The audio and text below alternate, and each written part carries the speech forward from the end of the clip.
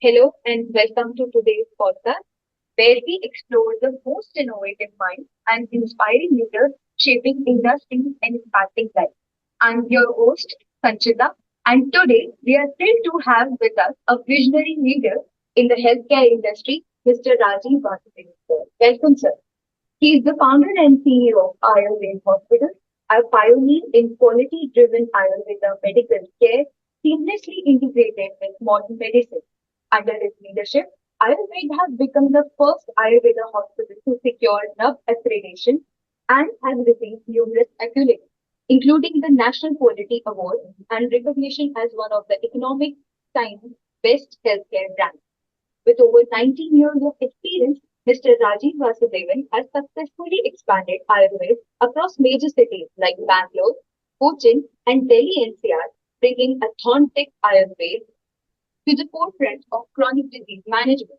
He has also been a pivotal figure in the Confederation of Indian Industry CIE, serving as the serving as the chairman of the Core Ayurveda Group and a member of the National Healthcare Council, where he represents the voice of Ayurveda industry on a national level.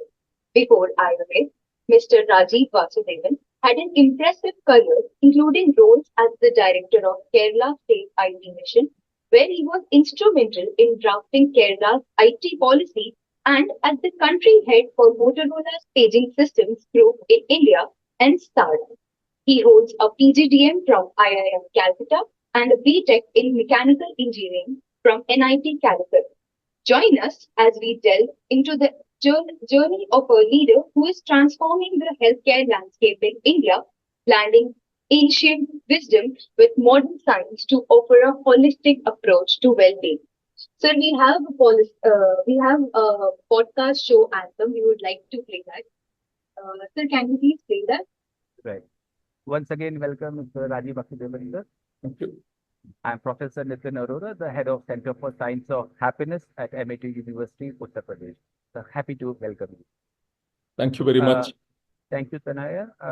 So before we start the podcast anthem, I would just like to brief you about the MIT University. MIT University was founded by Dr. Ashok K. Chauhan. He's the founder president of MIT University. And we have our worthy Honorable Chancellor, Dr. Atul Chauhan, who is heading the organization. Dr. Balvinder Shukla ma'am is currently the Honorable Vice Chancellor for MIT University, under whose aegis this center is running successfully. So we have a simple happy policy that we start to first give the idea about the happiness podcast through a wonderful song that my boys and girls have created. So this we say is happiness anthem. The show name is Executive Harmony, Conversation with CEO on Happiness and Spirituality. I will play the anthem. In the boardrooms we find Can you hear the voice? a different kind of mind. Leaders take There is the voice coming. It is. in the boardrooms we find a different kind of mind. Leaders taking time to seek the truth inside. Heart and soul aligned. In wisdom we can find. Let's spark a change in kind. The journey starts inside. Executive harmony. Together we'll explore happiness and spirituality. Fearless and spirituality. We're searching for much more. At the Center for Science of Happiness, where peace and joy reside. CEOs and guides. Their story is far away. From boardrooms to the tide, in a peace they'll find. Executive harmony, together we'll explore happiness and spirit. Within and spirituality, we're searching for much more. At the Center for Science of Happiness, where peace and joy reside. From the highs to lows, the wisdom of the pros. In each step we'll grow, with every word they show. Executive harmony, together we'll explore happiness and spirit. Within and spirituality, we're searching for much more. At the Center for Science of Happiness, where peace and joy reside. Yeah. From the highs to lows, the So, Wonderful. so this is our, you can say, the official anthem for our podcast. Yes. Now, let's start with a wonderful session, sir. We would be very excited to hear the insights about happiness and spirituality that as a head of organization, Apollo Ayurved Hospital. This for me was a wonderful insight because at Center of Happiness, we promote this Ayurved, or you can say the body happiness, we say in short word, just to be with the students to match their frequencies. But we teach this also to them. Now, first question to you, sir. On the first session that we have is personal journey and insights. Sir, can you share some personal journey with spirituality and how it has shaped your understanding of happiness? Yeah, I would do that. Thank you very much, Dr. Nitin. Can we remove this particular picture so we can see each other a little better? Yeah, that'll be great. Wonderful. So, first of all, Dr. Nitin and your team and the department that you had, I'm very happy and pleased to be here amongst you to discuss this particular topic, which is of great importance. And particularly for young aspiring management professionals or professionals of any kind, I think being aware of some of these points early in their career will allow a good start is a good, is good progress. So I think if you were to begin with that in mind, right? So if you could repeat your question, it was about, I will Can you then share go your into that. personal journey? Like how is the journey so far? And how your spirituality inclinations has shaped your understanding of happiness? Yeah, so I think that's, as you can see, my journey has been a fairly long one over the last 35 years and so on. But the idea was always to do something which was socially relevant. So, after my engineering degree from NIT Calicut, I went to ISRO in Trivandrum, Vikram Sarabhai Space Center, joined the Aerospace Mechanisms Division on the PSLV project, and the idea was I wanted to do a PhD in engineering. I thought, let me go to this place. And it was a very good exposure. But I realized that, doing a PhD in mechanical engineering was not exactly what I wanted to do. So I went to IIM Calcutta. And why I bring this up, my summer training was with an NGO in Hoshangabad district, an Adivasi block called Kesla block in Hoshangabad district of Madhya Pradesh.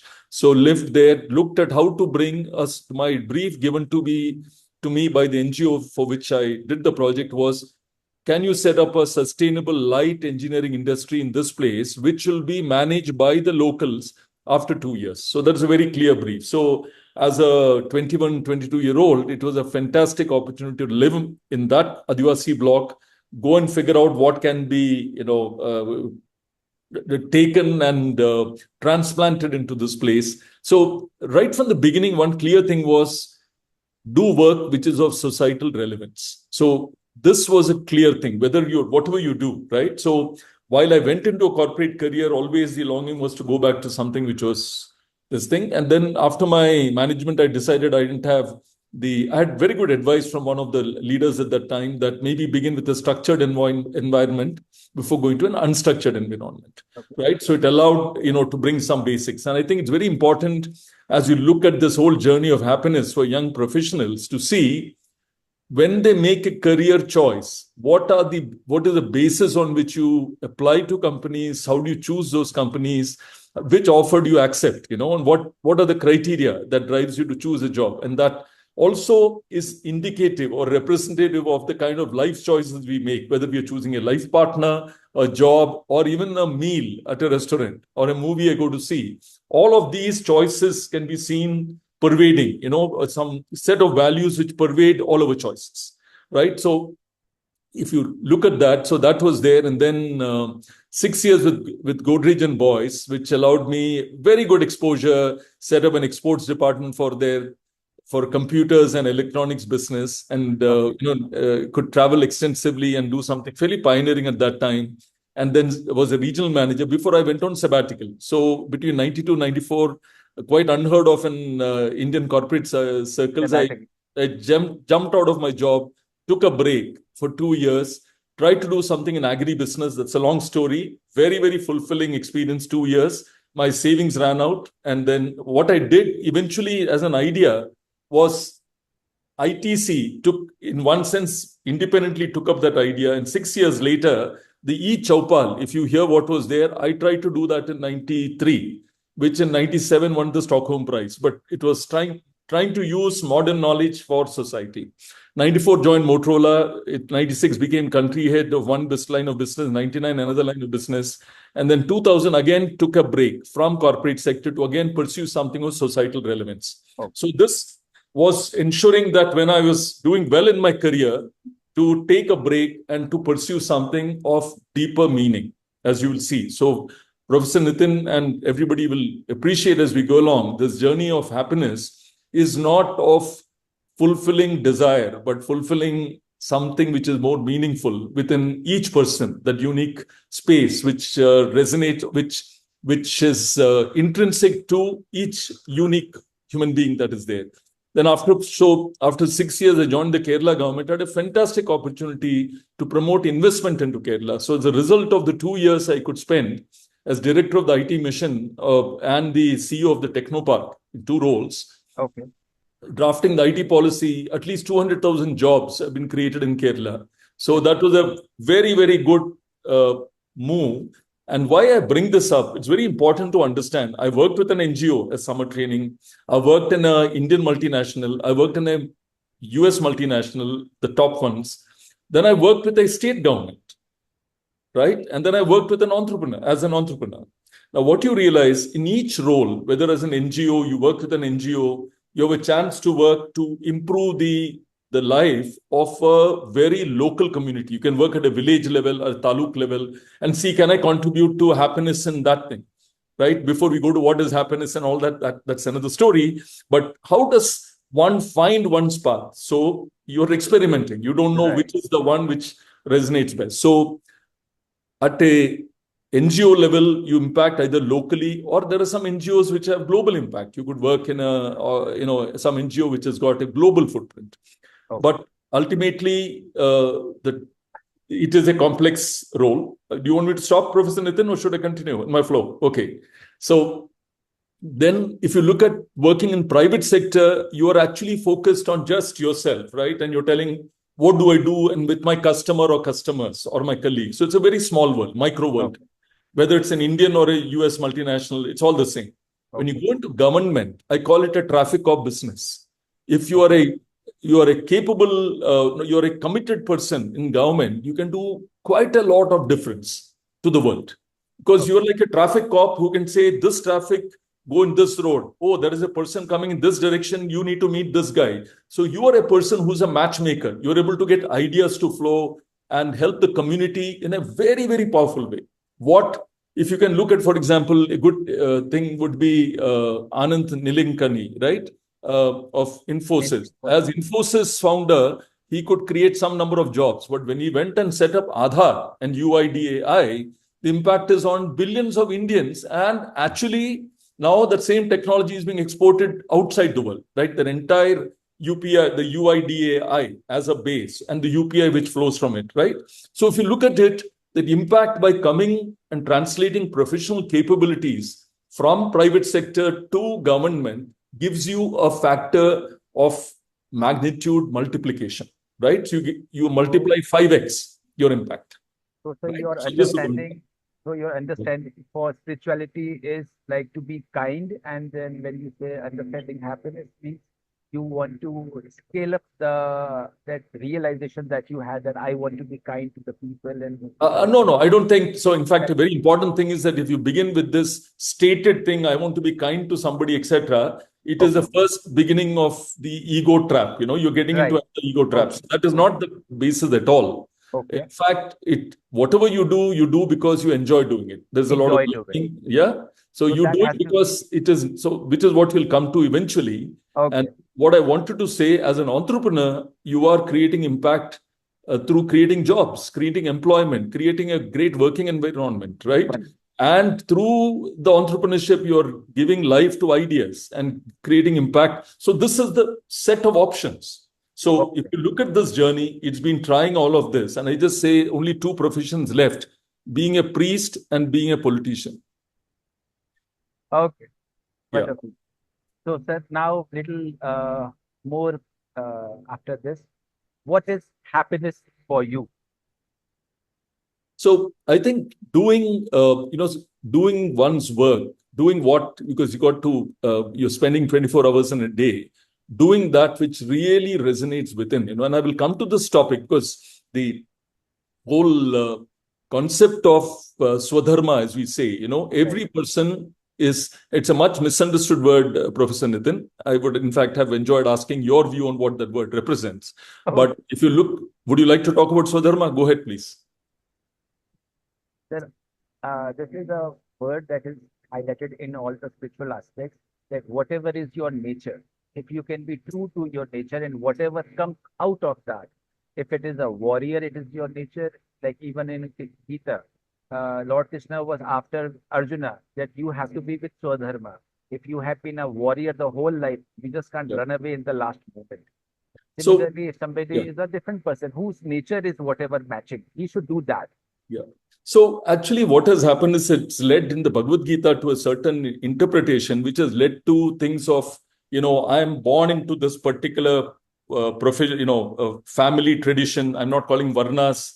And so without getting into that, the Chaturvarnas, but I'm talking about the fact that has been interpreted that way. But if you look at Swadharma, the very powerful thing which I would like to leave for the listeners and your members of your department and who listen to this podcast is every single thing in nature, there is a cosmic purpose that has brought each one of us to this world. So when you look at a rose bush, right, a rose flower bush, you have the roses, you have the thorns, you have the leaves, you have the roots, you have the stem. Now somebody says, I want to be the rose. Somebody says, I want to be that leaf, big leaf next to the rose. But actually, the tree, that rose plant is the whole. Every leaf in that rose tree has got a role to play. Without that, the rose plant doesn't come. So what tends to happen is, we tend to believe that there is some particular thing I want to be. I want to be like that person, this person, that person, some role models. That's good as we are young and we are aspiring. But actually, fulfillment and happiness is discovering that one unique purpose for which you or I have been sent to this world. And if we discover that, not compromise, not succumb to pressures from whatever pressures you put on yourself, and go for something which is not your true calling. So when you discover your true calling, if it is to be serving tea to somebody, If it is to be a good father or mother, be a homemaker, if it is to be a good carpenter, whatever that calling is, right? Or it is to be an executive, what in that role would be something, and each person will discover that. So give space. If I'm able to do every day, my time is spent in that which is most deeply resonating at that point, then I'm a happy person. Okay. So discovering that cosmic purpose for which I'm here, and then living my life through work, or so there's no difference between living and working. So for ordinary persons, this discovering of true purpose may be a lifelong job, maybe a lifelong search. Is it not worth it? It is worth it. This is what I'm saying. This is worth it. But many people are happy. Many people, in a negative manner, I'm saying, they are just okay with whatever comes, whatever gives them the little bit convenience. They want to just go with that. But Yeah. and this is we also say, sir, in our classes called ikigai of our life. So if we can discover the ikigai of our life or the purpose, then the real happiness blooms, or you can say the grows. So Wonderful. as Martin Seligman says, the professor, psychologist, senior psychologist, that the pleasant life, the good life, and the meaningful life, right? So if you really look at how to go beyond, initially as we begin as professionals, I like Stephen Covey's framework very much. I think it's a very good framework for all young professionals to say, to go from dependence to independence, and then from independence to interdependence, right? If you look at this whole stages that we go, what we have to realize that the Covey model, as we see here, is giving us a framework that initially, right, as we choose our jobs, as we choose and as we discover our true calling, I may be initially looking at the pleasant life when I begin my job, right? So I'm independent. I come out of MIT University. I want to be independent now, right? When do I get my own bike or my own car, my own house, my flat, my room, and party? That whole thing about being independent, freedom, that freedom concept comes. And then next thing is to say, I'm free. What do I have? I've got a bike or a car. I've got ABCD. Then you realize you're still not free, right? You're still struggling. And what am I struggling, for is the question, right? So the whole thing of what is true freedom, what is true happiness as a professional is something that as we go along. In fact, Professor Nitin, when I looked at some of the points that you told in your jingle, which has been extremely well conceived, because if you look at every point that has been put there, that it can go, you can talk about 15 minutes to a half an hour on each point if you wish. Right?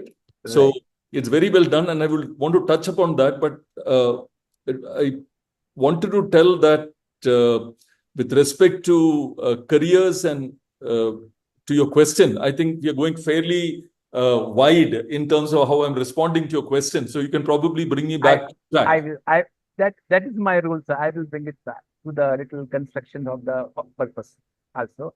So, if I ask you, since you have worked with NIT Calicut and then ISRO and then few organizations, was there any pivotal moment which is like shaping you towards what you said, discovering your true purpose? Was there you observed, if you look back, then you observe that you were narrowing down to this, that somebody pushing you? In retrospection, can you see that? Well, actually, honestly, I think the basic seeds are all there. And I think what tends to happen is most of us are afraid to listen to our inner voice. I think maybe I've been a little less afraid of listening to my inner voice. That is all I would say. So it is not that there is a particular pivotal moment. I think every moment, every day. So I give this as a classical example. Two, twins, they're two brothers or two sisters born in the same house, and, they are under the same parents. Let's say they're identical twins. Both of them leave their house, right? And they start out on the road. As they go on walking, right? Let's assume they're very similar. One person is looking straight. Both are looking straight. But one person is, after he walks about half a kilometer, his eyes are going onto a mountain which is far away here. The other person is looking at a tree on this side, right? there's a marginal 1 degree or 0.1 degree shift in the eyesight, right? As I keep walking, after about 5 kilometers, now both, or after 100 kilometers, I am going in this direction and the other person is going in this direction. So what tends to happen is life choices are being made every moment, but one should welcome it. There is a beautiful phrase that, today is the beginning of the rest of my life, or what do we learn for, right? So at every point, I have the autonomy and the freedom to make a change to what is happening with my life. So what is that autonomy and what is freedom is the question that comes. So your students and others who are listening are conditioned by what they hear from you, Professor Nitin, what they hear from me and other people who are sharing their experiences or their book this thing. They have their own life experience. If they are able to, you use the word creative, Professor Nitin, true creativity is true freedom from borrowed knowledge, being able to be just totally open, right? So that freedom, if we are able to maintain in life choices, I have a greater possibility of discovering my cosmic purpose. Well said, sir. Sir, do you have any daily routine or habits that contribute to your inner well-being or inner happiness? Any routine that you follow? Beyond following a light life, light footprint, try to keep it light, not to be too heavy on life. And, this thing, it's more of a light passing through, right? Eat what you need to eat. Everything you do in a certain moderation. There's a concept of Ardha Shakti in Ayurveda. Okay. Which means, like in Buddhism, you have a concept of the middle path, but in a different way, Ardha Shakti is very good because it's a great value. It's a great rule. Whatever you do to half your capacity, right? Okay. We are used to by the American concept of, do your maximum, right? So I'm not blaming Americans, but even Indians are becoming Americans. So I'm just trying to say what Ayurveda says. If you can lift 100 kilos as a maximum, you lift 50 kilos every day. Then your capacity becomes 120 kilos. When it becomes 120 kilos, you lift 60 kilos. Then your capacity becomes 140 kilos. Then you lift 70 kilos. At any given point of time, do Ardha Shakti. You hear cases of burnout. You see people at 40 having a heart attack and dying. So what we have to learn from this whole point is life is a marathon race, Professor Nitin. Right? This whole story of आपको 5 साल में कहा क्या बनना है, मुझे CEO बनना है, मुझे ये बनना है, वो बनना है, आप भूल जाते हैं जिंदगी का आयु जो कहते हैं. आपने बोला शरीर का आरोग्य के बारे में आपने जिक्र किया. Let me tell you, Ayurveda is not just body. Ayurveda is body, mind, spirit, health. Yoga is a sister discipline. And it tells you what is this concept of harmony, right? When you get into harmony itself, it's a big topic. How do I look at, harmony per se, right? So this comes in. So the marathon race, what youngsters of any age at any point have to realize is that how do I pace the race? ताकि मैं marathon बिना थकावट के आराम से अच्छी तरीके से मैं race of life, I'm able to run properly. So Ayurveda and Indian systems of thinking, and even subsequently systems like Stoicism, right? Being a Stoic, Sita Prajna, how do I carry myself through life? So ups and downs. In fact, one of the core things is happiness is now seen to be something which is a particular a euphoria, a feeling great, right? Kaise chill, you use the word chilling out, right? The fact that if we look at happiness, jahan pe wheel, I'm top of the very big wheel, the what do you call this? Whatever, that the big wheel which goes around, right? So you're on top of the wheel, it is inevitable that that wheel which you're going towards the top will come down. And again, it will go up. if you realize this about life, you're able to treat the ups and downs of life. You talked about highs and lows, right? In your jingle. So, in one sense, realizing that where there is an up, there is a down, and there is a down, there will be an up. So, this ability to take things with equanimity and not trying to seek the gratification which comes from a temporary high. I saw one of your talks, Professor Nitin. I didn't see the full thing, but talking about the role of money in happiness, telling you I need money. There was some mention, I think 3 years back. That was the only talk I could see.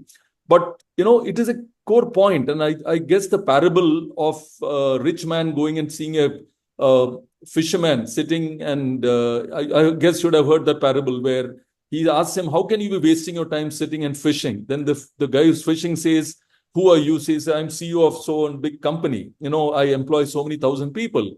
So he says, and he goes on, and then he says, what would you like to do? I would like to come to a quiet place and do fishing. That's what the CEO wants to do. So if you look at this circle of life, ultimately people want harmony. People want just the peace of mind. And I think our Indian systems of thinking allow you to do what you call karma yoga. If you want to really go into what is karma yoga, it's a big topic. I'm not going to get into that unless you ask some specific questions. But the idea that how do I live a professional life, a secular life, and still achieve happiness and equanimity. So now we enter into the next section of our organizational culture and happiness. So Yes. One straightforward question. Yeah. 12 hospitals of Apollo Ayurved, 2 clinics, 36 doctors, 13 team members, and many more, as per my information my team has given to us. How do you foster a culture of happiness and well-being within the hospital? Great question. We have about 80 doctors, we have about 350 employees. Yes. Yeah. So one of the things we found, and this is a very important thing which I want to share, we began with the vision that we want to pioneer and lead the transformation of Ayurveda into a mainstream system of medicine. And we said we can realize this vision by making Ayurvaid Chikitsa, our school of Chikitsa, the treatment of choice for select medical conditions, and by increasing its reach globally. This was how we stated. What we realized that while the vision and mission continues to sustain us over the last 19 years and more, if you look at conduct of every associate of mine, how do I conduct myself in day-to-day interaction with customers, with each other? And there was a seminal talk by Simon Sinek, called the asking the why. Why do you do something as opposed to what and how, right? So the golden circle, there's a very, very good talk which I would encourage. It goes back about 12 years back. So it's a TED talk and so on. What it says, why do we do whatever we are doing? Why does Ayurveda exist? This question we asked. And what we realized was, and we have articulated this in a credo, we call it our core purpose or our raison d'etre, the reason we exist. We say it in the form that in everything we do, we seek to enhance whole person health and sustained well-being by empowering our community of patients, their families, doctors, and caregivers, and by upholding trust. We are path breakers. This is what our core purpose is. So Ayurveda is a means to achieve this. Now, why do I bring this up? How does this become a spiritual credo, right? If you want to call it. We're telling in every interaction between colleagues, between us and patients or their families, we are only focused on making the other person happier, healthier, and his well-being. Well-being is perhaps the deepest form of happiness, you want to call it, right? Because it's not a temporary thing. If I'm in well-being, it's physical, mental, spiritual harmony, right?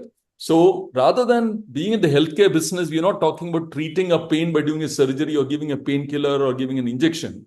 We're talking about, can I look at the person as a whole, right? As a unique complement of body, mind, spirit, and look at restoring sustained well-being. He should retain it after he goes. How do we achieve it? 2 simple things. We empower our patients. So the secret to a person's health is not through medicines is a way to do it, or treatments are a way to do it. But how do we make a a recipient of a service in control of his own health, right? We empower. We also empower each other. So it's not just a patient and the families, it's also empowering each other. So in every interaction, do I make you stronger than you were before you met me, Professor Nitin? Okay. Right? And do you make me stronger through our interaction, stronger in body, mind, right? This, if I keep it as a credo for each other, right, is one. Our caregivers are both medical caregivers and non-medical caregivers. So even somebody sitting in accounts or in customer relationship management or IT or in HR, everybody is a caregiver in our company, right? It's very clear. We are all in the care business, and we do it by empowering and we do it by upholding trust. Why do we say upholding trust? It's the highest human value. When I talk to you and I come on your program, there is an implied trust I have in you and the institution and your department. That is implied. When you call me, there is an implicit or implied trust, vice versa, right? When patients come to us, they have a trust. When colleagues work with each other, there is trust, right? So what we say, trust is what we do when nobody's seeing. It's done without being told, right? That implicit thing. So we believe just by focusing on empowerment and trust, and what we have done, Professor Nitin, in our processes, in our recognition and rewards program, in our leadership development, like you have the HP way or the Motorola way, this is the Ayurvaid way of leadership, right? Okay. Those who embody these values of empowering others, upholding trust, are our leaders of tomorrow. Okay. So this young generation loves speed towards super fast right now. So I heard the similar kind of a thing, super fast Ayurveda care. So can you just say because everybody needs some kind of support in terms of body care and all that. So what is the super fast No, Ayurveda super care? fast is that there is Ayurveda has many stereotypes associated with it. So people imagine that modern medicine will quickly get rid of a symptom, right? So sir दर्द के लिए Saridon लो या aspirin low. So there is a concept कि ले लो और काम खत्म, right? So then they believe Ayurveda is slow. In Corona time, it got Dolo. Dolo, correct, yeah. And it didn't work, right? So a lot of people died, yeah. So if you go back, the thing is that there is belief that Ayurveda is not cured. So there is an important thing for everybody to realize. There is symptomatic relief and there is disease reversal. Both are two different things. Right. When I'm looking at symptomatic relief, Ayurveda in most of the cases can be equally, if not faster, than alternates and safer, personalized. So when I've got a headache, I want to clear my headache. Ayurveda can give you headache relief. You've got stomach pain. I've got loose motion. I've got vomiting. Ayurveda can give you equally fast symptomatic correction. On the other hand, if you keep on vomiting regularly, you have irritable bowel syndrome, you have diarrhea, or you have GERD. Ayurveda can get into a root cause permanent correction. Whereas in an alternate conventional system, I may have to keep on taking the tablets to keep my irritable bowel syndrome under control, or my GERD under control, or my arthritis, my hyperthyroidism, PCOD. Everywhere I'm taking symptomatic. In Ayurveda, you have a choice between super fast symptomatic and root cause disease reversal, which takes longer time. Okay. So young people need to realize when they look at their health, are they opting for a symptomatic correction or a root cause disease reversal? Ayurveda affords both options. So the young generation should keep on hearing this. It's available there in Ayurveda option, but the preferred is always the root cause disease reversal for a long term. Just like happiness is short term. So there was one person, Steve Jobs. A question was asked to him, what is how one can be happy, how the bosses can keep employees happy. He said, first of all, the bosses, or you can say, if they want to make everybody happy, they have to sell ice cream, not business. They don't have to do business. They can sell ice cream. Yes. So one is super fast, kind of a quick thing. But yes, for the long term, it is always, there are many factors. Inner contentment, Yes, in a different manner required. So for the employees, you said about the patients right now, you have to empower them and you have a credo, spiritual credo, and you have to uphold the trust for the patient perspective.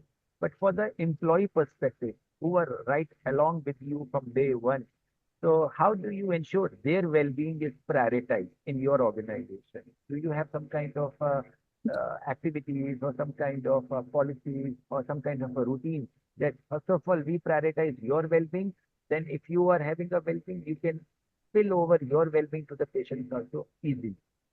Correct. So I think one of the key things that you find that is culture is that ineffable piece that connects structure, process, and people. Right? So you take these three components. What brings them together? You can have two organizations, the same structure, same type of people, qualified people, and the process, right? How they work. But you'll see that when you go to a hospital or a company, two banks, you'll see totally different cultures, right? I think what we have tried to do right from the beginning is to do what is called a patient-centric healthcare model, where the economics of healthcare don't dictate the business of healthcare. What we give to patients, what we offer, is not compromised by what the patient needs. So what the patient needs, can we design a business process which is so ethical, where patients do not trust, सबको ये एक skepticism है कि मैं can I believe what is being prescribed to me? ये therapy करना है, ये operation करना है, ये दवाई लेना है, right? Always there is a question of trust not being there today, right? It's a major issue in healthcare, right? We can't duck that issue. It's a fact. So that there is trust. So what we try to do, you can trust us. अगर हम हमारे doctors कुछ बोलेंगे, they are not doing it for any personal gain. They will not be doing it for anything other than what is in the patient's interest, for which we have a structured process. And right through from day one, since you have done this particular thing, and you'll see if you come and look at our process, how we put it into the flow of process. So it's not just an intent ki baat pe frame karke rakho. The process ensures that, and the patient and the doctor sign off on an MOU कि ये मेरा health needs है, मैं किस लिए कर रहा हूँ. Only once they've signed off, and in fact, we have one very important thing I'll tell you. A lot of times patients come to us and say, इसमें Ayurveda has got a treatment for this, and the doctor will do the full assessment and then say, sorry, I am not the person, or this hospital is not the right place for you.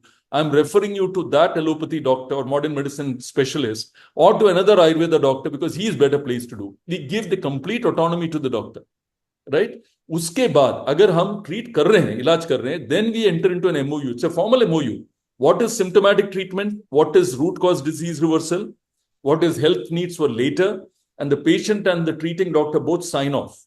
Only after that is signed off, we get to prescription. So highly ethical. But that remains for the patient perspective. But for the employees. So the employee is extremely enthused, because what he is doing today, he is doing the purest healthcare that you can imagine, the ethical healthcare, complete healthcare, and he's succeeding in providing values-based healthcare, right? So you were saying something like this, in the culture, it is molded in such a manner that employees by default prioritize that. Yes. Because the culture of the organization even supports that. Yeah. Something like it is completely built on that. So right from the beginning, if you look at our AY purpose, I told you about a core purpose, right? That goes into every part of our entire working function, the way our leadership, recognition. So these values are celebrated all the time. So do you face any challenge then? Because every employee at some or the other point of the time, they might have some burnout issues, deadline issues, some other issues. So we have to be compassionate, and I think we always take that path that our HR department and us, right, the burnouts, etc., would happen as in any profession. If it were to happen, I think we try to be extremely compassionate in terms of the way we deal with it, and we have medical programs. So to your question, we have health programs which cover our employees, right? So they're able to take treatments within Ayurveda, the benefit of our excellent team of doctors and our health facilities. So those type of coverages are there. And then we see one very important thing. We see growth. There are people who've been with us through 18 years or 19 years of the journey, and they have grown with us as professionals and grown as human beings. So we have people who have come at a very, very humble level. Today, they're center managers. right? They've bought homes. Their children are now going to engineering college. So the whole thing of life transformation, right? So we try to live to whatever so walk the talk, if you want to call it that way. So it's in that case, okay. uh, So in that case, can you share one kind of a journey, like uh, when you have done like root cause analysis or disease reversal, as you say that, yeah. and some patient stories really moved you and made you more stronger, committed, something like in your what is going on.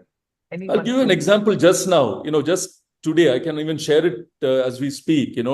2 days back, I mean, it happens all the time. And you can see, I'm sure. I'll give you this lady who is maybe 75, 80 years old. She had got severe cancer and tumor and had reached a point during treatment that she had stopped the treatment due to inability to withstand the treatment, right? Cancer conventional treatment. Mouth full of mucositis, which means the mucosal layer has gone, can't eat. Then comes into Ayurveda management as desperation. The children don't know what to do. And today, 2 days back, the treating cancer specialist says the tumor has shrunk by 50%. Right?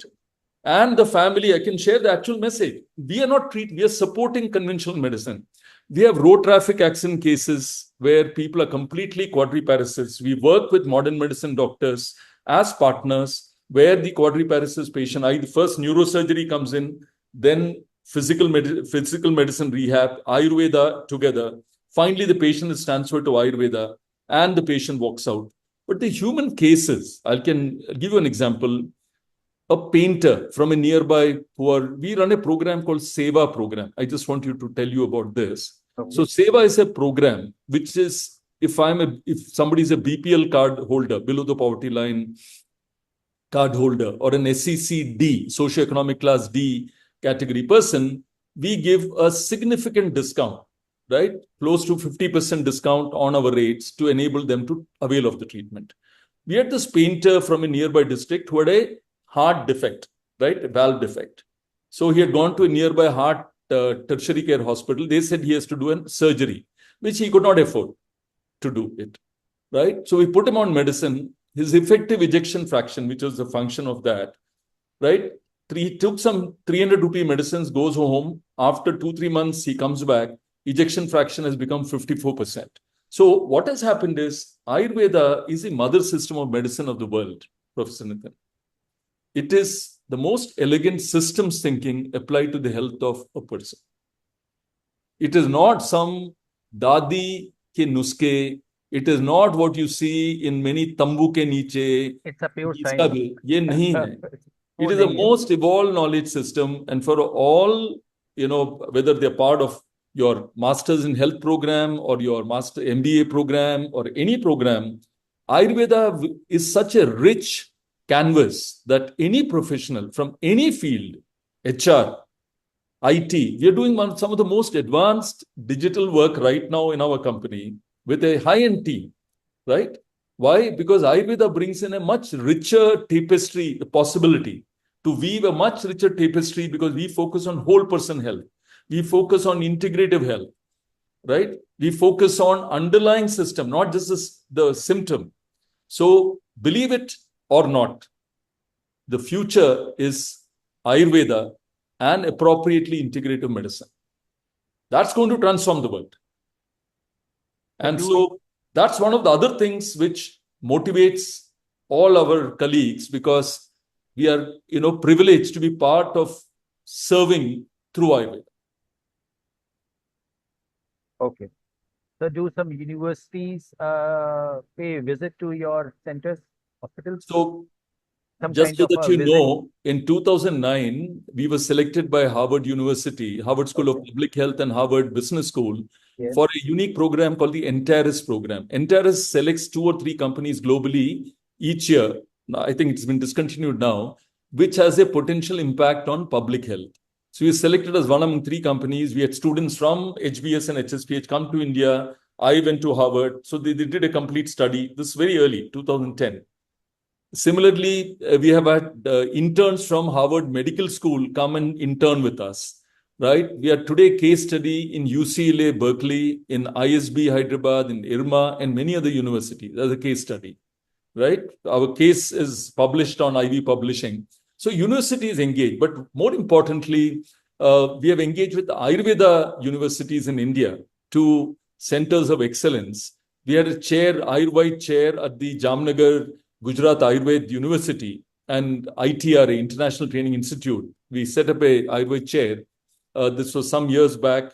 We also work with Ayurveda colleges, good ones across the country, for campus placements and also programs where our doctors talk to them.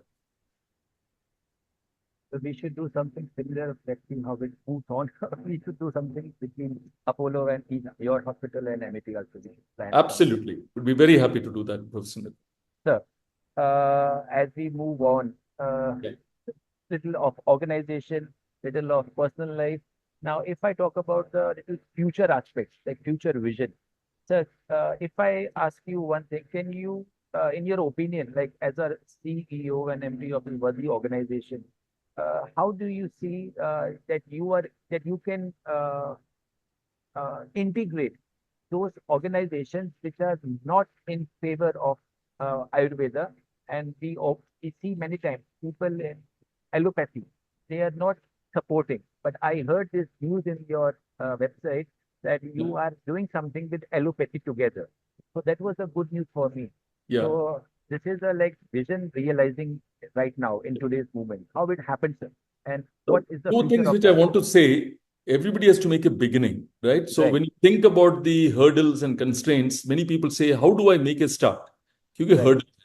So हर चीज में लगे रहो मुन्ना भाई is one of the good things. You begin and then you build trust with your partner. See, the only way is it is the same old story. हम India में बैठते हैं, वो पाकिस्तानी वहां पे बैठते हैं, कोई कुछ बोलता है, हम सोचते वो हमारे Against them. शत्रु है, वो समझते हैं हम उनके शत्रु है. पर देखोगे तो हम शक्ल से भी और मिजाज से भी सब एक ही तरह के हैं, कुछ फर्क नहीं है, right? So what comes through is that till you are able to communicate and engage, right, that whole thing of sadbhavana, right? If sadbhavana is there, gradually all the barriers will melt.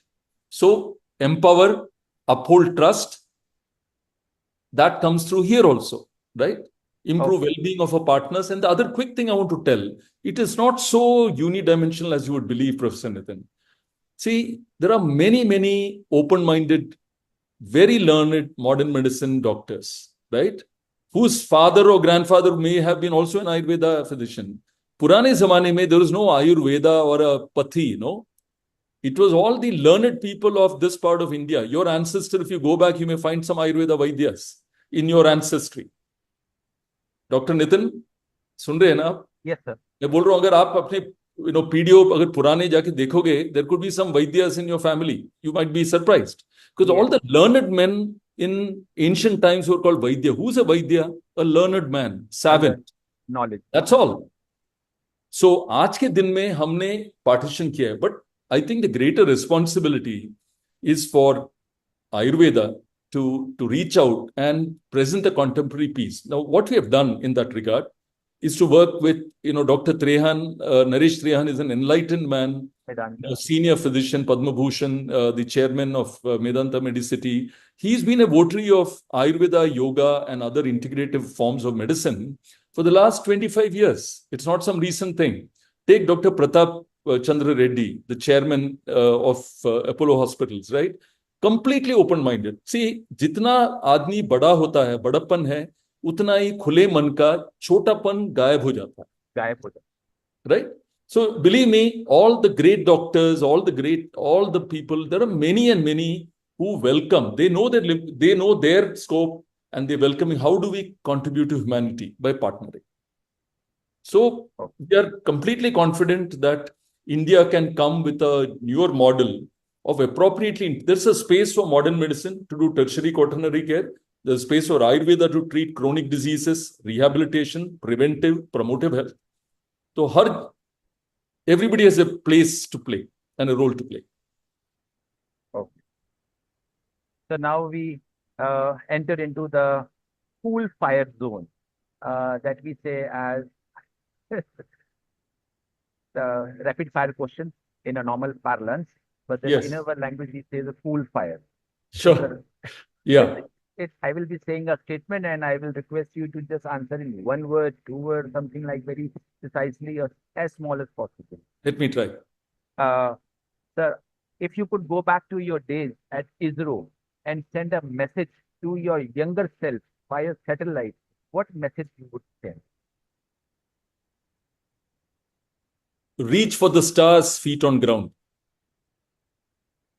If Ayurveda was a song, what would its lyrics be? Sorry, if Ayurveda was If Ayurveda was a song, okay. a song, what would be its lyrics? Any one line or you want to say? दीवाना हुआ बादल ये देख के दिल झूमा. Okay. दिल झूमने वाली बात है. आयुर्वेदा brings दिल को झूमने वाली. झूमने तो वाली. यहाँ भी आनंद आ गया, यहाँ भी आनंद आ गया. वही बात है. happiness is a part बिल्कुल. of that. हाँ जी. If Ayurveda had a superhero to champion its cause worldwide, what would their superpower be? It would be the ability to communicate. ठीक तरीके से व्यक्त, communication skills. Okay. Sir, any book that has a profound impact on your spiritual journey? There Or are many actually, but but I could say, maybe what comes to mind is I Am That, Nisargadatta Maharaj. Then I would say maybe J. Krishnamurti's couple of books definitely will be there. Freedom from the Known. Okay. Yeah. And then there are, basically, I would say Viveka Chudamani is very clearly there from this thing. Or even Yoga Vashishta, I would say, is a very, very central. That was a central masterpiece. Yeah. So, which Yoga is your Vashishta. Yoga Vashishta. When I read that book, it was so meticulously written that each and every story, each and every details in that book, such a big book it was. Yeah. What is your favorite Ayurvedic practice for maintaining balance and happiness that you yourself personally practice to follow? I'm going to tell a light one here. Okay. Virechan. Okay. Rechan. Purge yourself, empty yourself of ahankar. Virechan is purgation. तो अपना अंदर से पूरा जो toxins you build up, particularly the mental toxins. And how do you do that? How do you do that? Well, actually, very important point. I think I just want to tell this. Yes. I'll quickly give this point that why do we sleep? The body is tired, mentally tired. Some people are exhausted.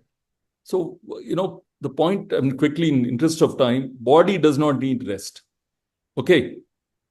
Only the mind needs rest. Yes. So what do you mean by the mind needing rest?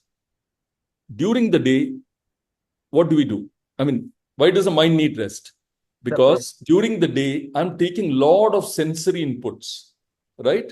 किसी का बस में गाली मैंने सुन लिया, उसके बाद में चल रहा था, किसी ने कुछ फेंका, किसी ने मेरा रास्ता टोका, जो भी है, right? In my work, home, in between, everywhere, कुछ ना कुछ हो रहा है. और उसके साथ मैं बैठ के फोन पे 100 things I'm taking. I'm seeing on Facebook, I'm comparing, I'm seeing कि वो तो आगे बढ़ गया, मैं तो पीछे पड़ गया. सब all these things are going on, right? I'm not getting into the long story. And my parents or my colleagues say मुझे तुमसे ये उम्मीद थी, आपने तो बिल्कुल उसको नाकार कर दिया. You didn't live up to your expectations. All these things I'm carrying. I go back and sleep. What the brain does overnight, if it is successful, कि ये सारी जो चीज है, कचड़ा जो है, कचड़ा को लेके जो बिल्कुल नहीं चाहिए उसको छुपा लेता है एक जगह में, जो मुझे चाहिए एक एक जगह में ऑर्गेनाइज करता है. When I say I've slept well and I wake up in the morning, I've slept well, wow, fresh. What I've done is all this garbage of thoughts, I've organized it in a particular way and put it in place. So the purpose of sleep is to organize the disorderly mind into an orderly mind.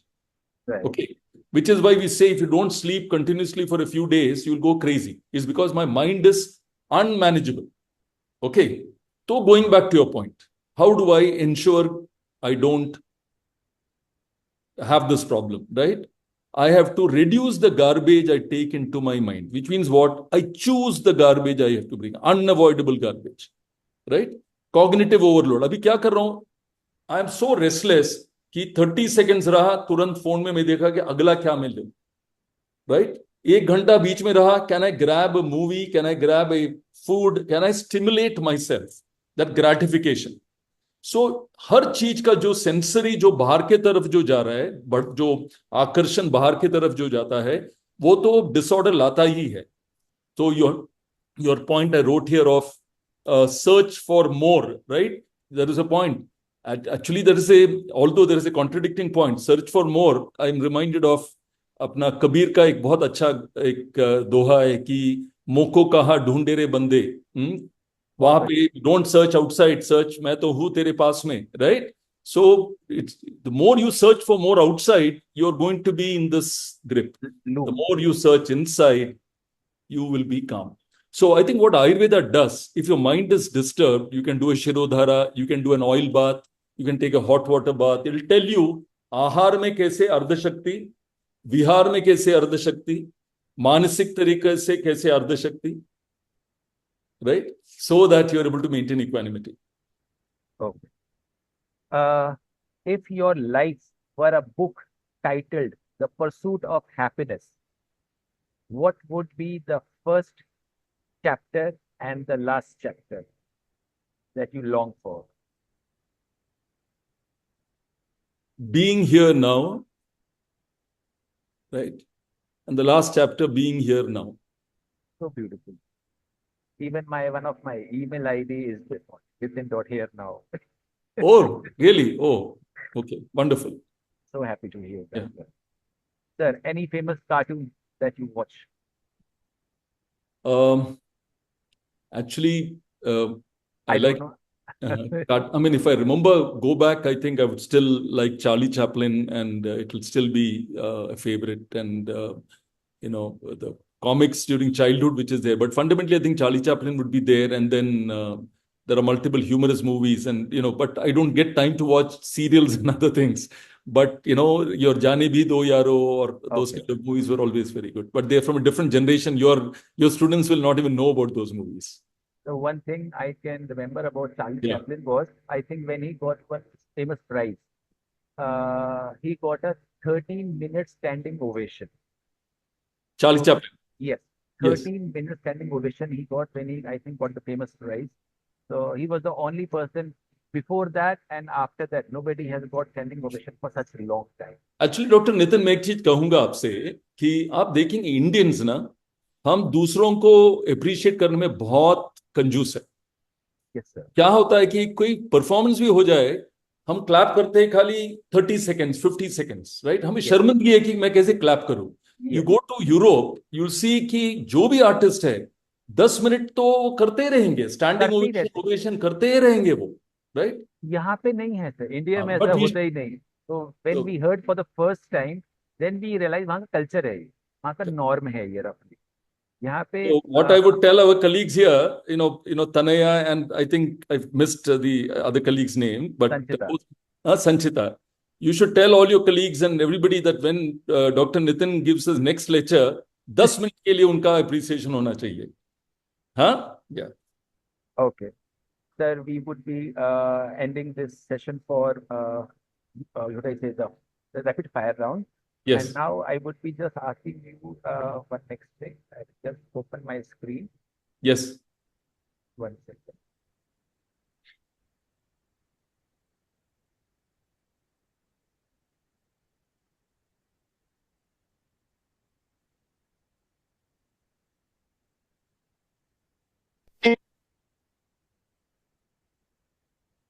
Sir, before you, just wanted to inform you, our first speaker was Ms. Ria Rustogi, who was the co-founder of Newphonic. This is an EEG-based organization. So Yes. they are into measuring this brain mapping and all.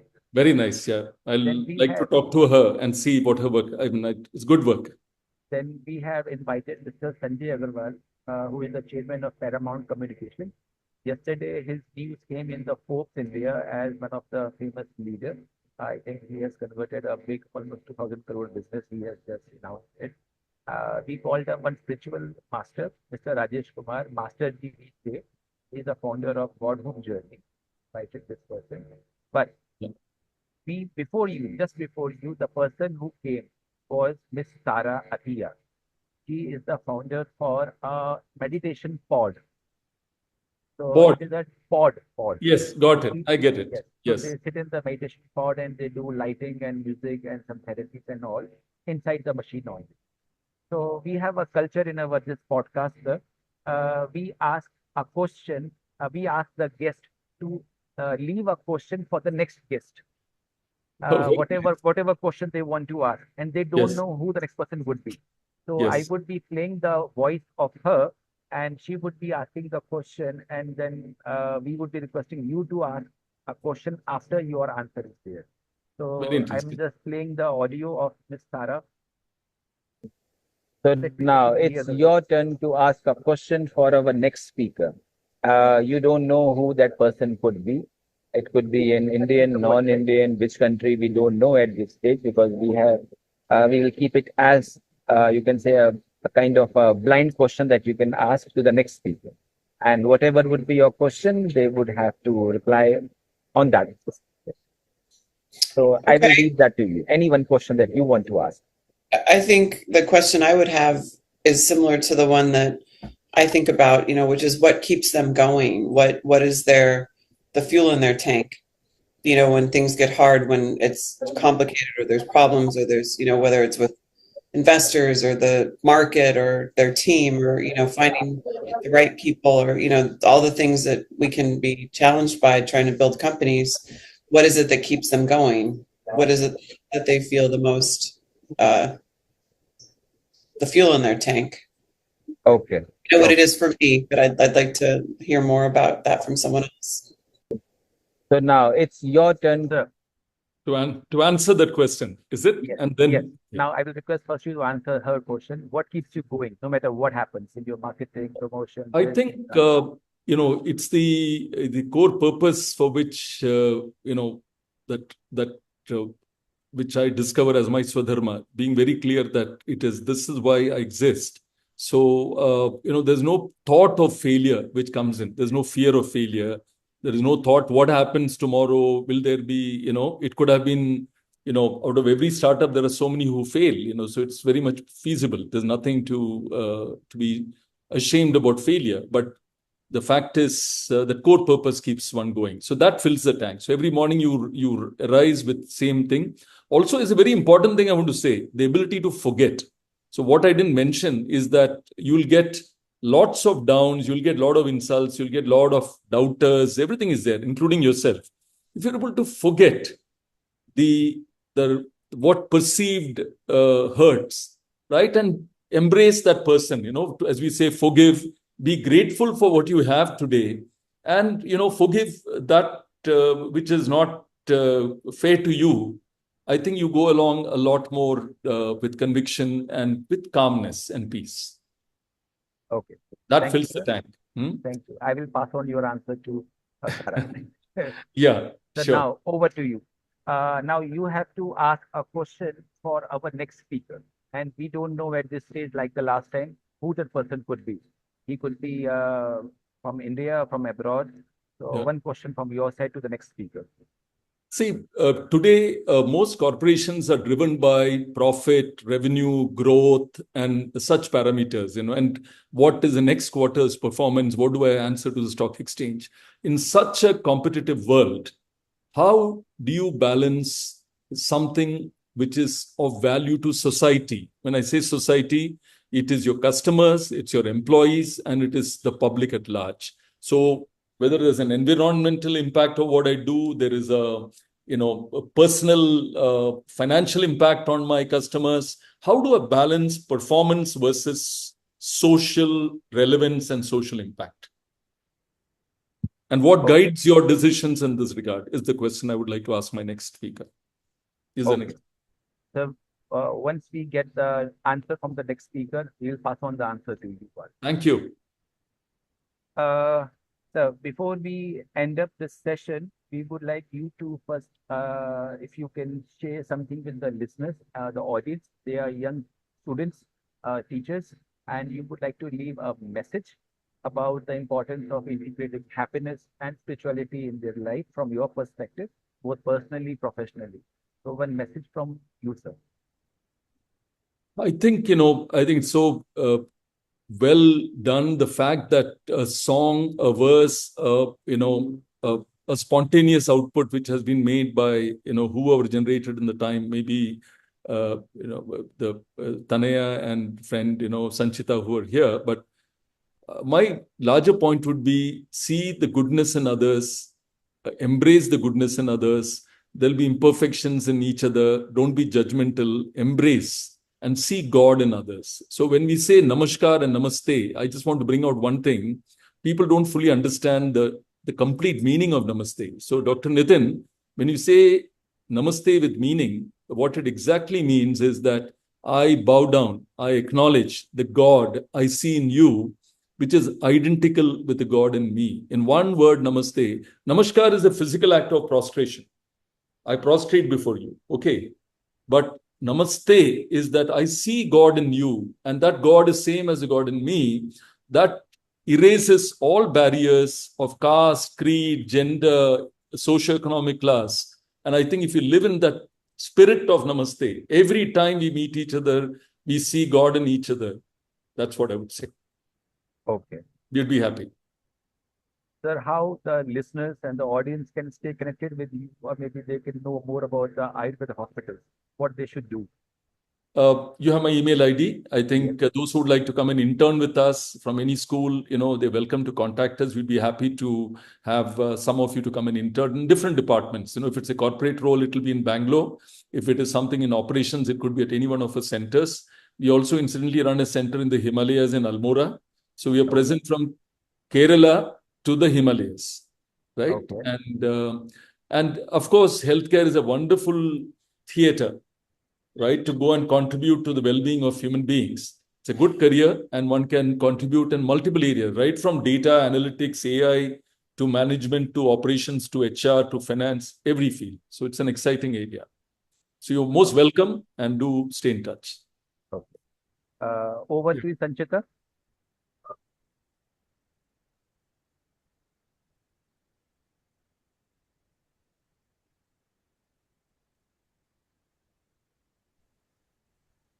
Right, good morning, sir. And I just would want to take a moment and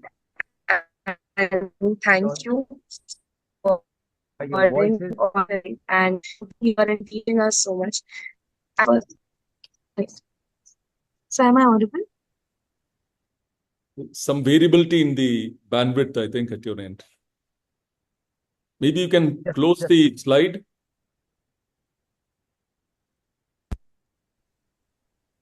Am I audible right now, sir? Yeah. Right. So I was just saying that it is a great opportunity to actually be here and witness you in person and listen to your insights and all the knowledge you have to share. And personally, sir, I believe that every person has a story to tell, every person has something to share for us, and we can learn. So it was a great experience to learn about Swadharm and many more things from you. And I hope that the audience has also collected a lot of knowledge and they will not just store it, they will implement it in their lives and they will reach out and gather more. And there's always going to be hunger for more, sir. And again, thank you so much, sir, for being here. And thank you so much for enlightening us with your presence. Thank you, Professor Nitin, for the privilege of sharing my thoughts here in a very unconventional podcast, and for your questions and thought process. It's been extremely stimulating. It'll be nice to get this verse also. Maybe I'll just take a screenshot of this. Sir, I will be playing this anthem for you. This is catered for you. I will be playing that song right now, if you permit. So this would be closing for the anthem that we make for our speakers who are taking time for this happiness podcast. So if you permit, I will play this song for you. Yes, please. Mr. Rajiv, you came today, spoke with heart in a special way. Apollo Ayurvaid, we admire. You light the world like a fire. At Amity, we all did see how kindness sets the spirit free. Students, teachers filled with grace, gratitude in every face. Thank you for the words you shared. In our hearts your care is bared. Mr. Rajiv, you're a star, guiding us with love afar. The science of happiness today, touched by every word you say. CEO with a healing hand, in your presence we all stand.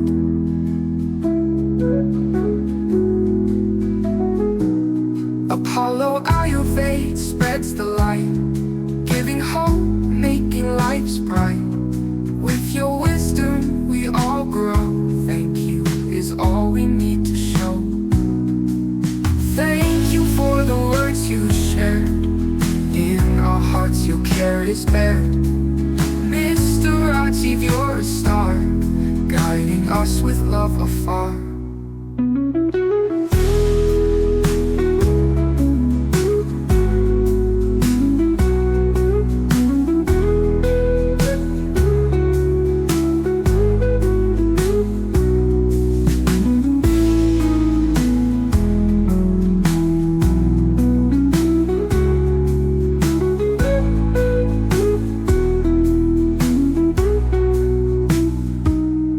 Signs of happiness today, touched by every word you say.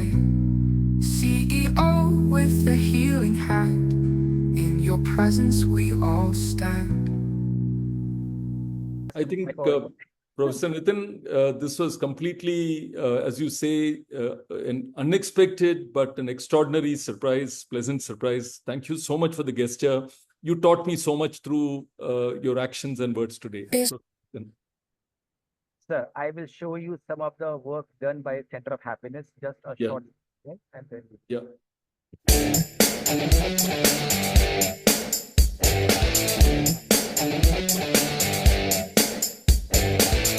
Hey hey चलो ना ढूंढे शहर एक नया, जहाँ मुस्कुराहटे हैं बिखरी, जहाँ से गम का मौसम गया, जहाँ मीठी बातें हर एक अजनबी से हो, भूले हम भी जो सारी फिक्रें, लम्हा लम्हा खुशियाँ बिखरे, इधर उधर और यहाँ वहाँ, जाए वहीं दिल कहे जहाँ, baby baby baby। Excuse me brother, आजकल सारे उदास रह रहे हैं, लेकिन आपकी जिंदगी में कुछ खुशी का जरिया होगा, तो आपको क्या खुश करता है? What makes you happy? पैसा और वर्किंग आउट। पैसा और working out. Friends, best friend okay. तो इसके अलावा और कुछ? फैमिली। और पैसा रहेगा तो सब अपने आप ही खुश हो जाएंगे। यही आप कहना चाह रहे हो? बहुत बहुत धन्यवाद आपका।